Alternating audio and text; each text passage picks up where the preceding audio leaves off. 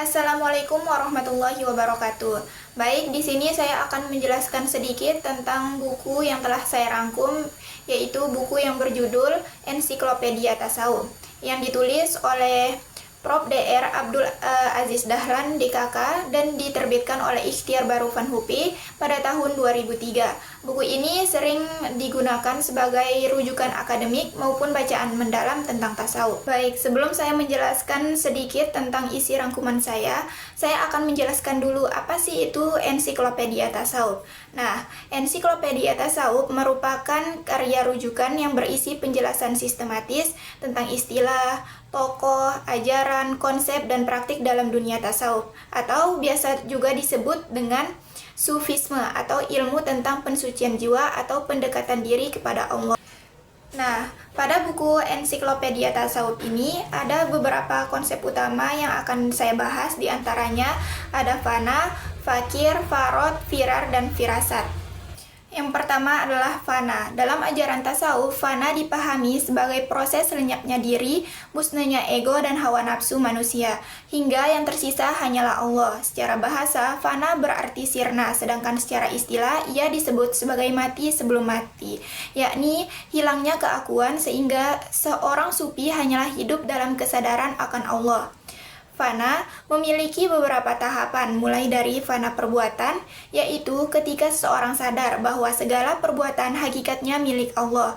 Kemudian fana sifat, yakni musnahnya sifat buruk yang diganti dengan sifat-sifat Allah, hingga fana zat, puncak sirnanya ego pribadi sehingga yang ada hanyalah Allah.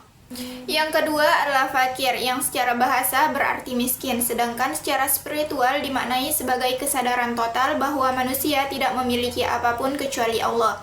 Dalam Al-Quran telah ditegaskan, Allah Maha Kaya, sedangkan kalian fakaro. Dalam Quran surat Muhammad ayat 38. Seorang fakir sejati bukan sekedar miskin harta, melainkan kosong dari ketergantungan duniawi, sehingga seluruh pengharapannya hanya kepada Allah. Dalam Hujuiri menegaskan bahwa fakir sejati lebih mulia daripada raja, karena hakikat fakir adalah cinta total kepada Allah. Bahkan Rasulullah SAW bersabda, fakir adalah kebanggaanku, menunjukkan bahwa kekafiran spiritual adalah jalan menuju kesempurnaan zikir. Yang ketiga adalah fard, yang berarti sendiri. Dalam tradisi Sufi, fard menunjukkan pada pengalaman esoteris individual ketika seorang mendapatkan pencerahan atau ilham langsung dari Allah tanpa perantara guru atau tarekat. Pengalaman ini bersifat pribadi, tidak dapat diwariskan dan tidak dapat dijadikan metode umum. Jika sesuai dengan syariat, maka ia memperkuat iman dan mendekatkan diri kepada Allah. Tetapi jika tidak berpotensi menyesatkan, dengan demikian fard lebih merupakan karunia khusus yang dialami seseorang. Mirip dengan pengalaman spiritual dalam tradisi agama lain yang sifatnya personal dan tidak universal. Yang keempat adalah firor, yang berarti lari dari sesuatu menuju sesuatu yang lain. Al-Quran memerintahkan, maka larilah kepada Allah. Dalam Quran surat Az-Zariyat ayat 50.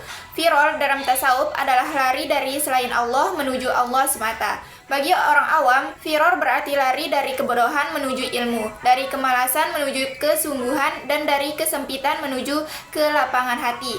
Bagi kalangan khusus, firor adalah berpaling dari kabar menuju penyaksian langsung, dari bentuk lahir menuju hakikat, serta dari ego menuju pelepasan diri. Sedangkan bagi kalangan yang paling khusus, firor berarti melepaskan segala sesuatu selain Allah dan hanya kepada Allah lah kembali. Yang kelima adalah firasat, yakni kecerdasan batin yang lahir dari cahaya Allah di hati seorang mukmin, sehingga mampu menyikap kebenaran yang tersembunyi. Rasulullah SAW bersabda, takutlah kalian terhadap firasat seorang mukmin, karena ia melihat dengan cahaya Allah.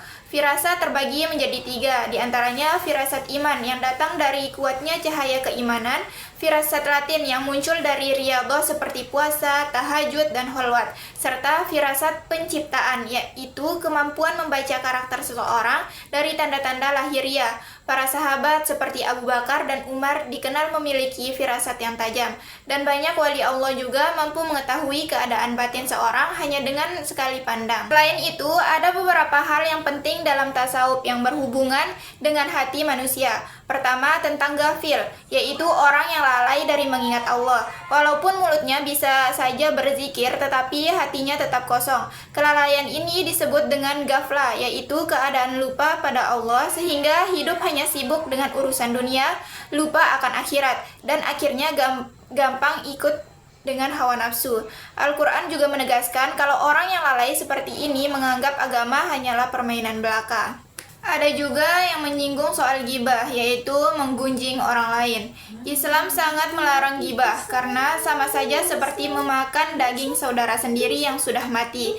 Lalu ada istilah gina, yang artinya kekayaan. Dalam tasawuf, kaya bukan cuma soal harta, tetapi juga paling utama adalah kaya hati dan kaya jiwa. Kaya hati berarti cukup dengan Allah, tidak bergantung pada manusia. Sementara kaya jiwa berarti istiqomah dan bebas dari ria. Kekayaan sejati justru ketika seorang sadar bahwa semua datangnya dari Allah.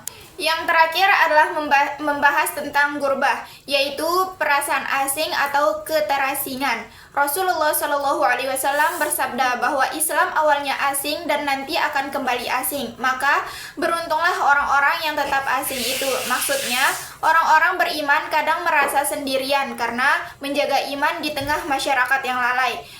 Tetap berpegang pada sunnah walaupun banyak yang meninggalkannya, dan istiqomah walaupun harus merasa terasingkan. Secara keseluruhan, teks ini mengajarkan bahwa perjalanan tasawuf adalah usaha untuk membersihkan hati dari kelalaian, menjauh dari ghibah, memahami makna kaya yang sebenarnya, menjaga hati agar hanya kepada Allah, dan berani menghadapi keterasingan demi iman. Kisah Al-Ghazali jadi contoh nyata bagaimana ilmu dan pengalaman bisa mengantarkan seorang menuju ketenangan yang spiritual.